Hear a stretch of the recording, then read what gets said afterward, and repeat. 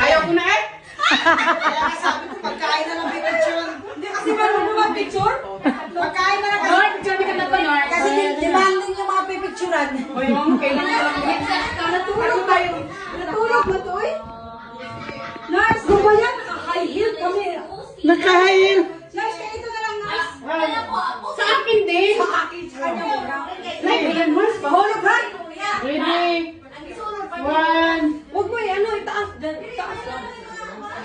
Tinitingnan ko nga ang combination eh. Ano? Pangit sa tanggal niya. Oo, ganun lang. Ayan. 1, 2, 3. Isa pa.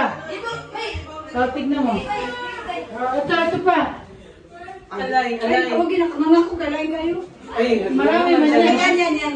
Yung hindi yan, ano yan. Huwag din yung kasi nanganganga. Ito pa. Bakit mabilis akong cellphone?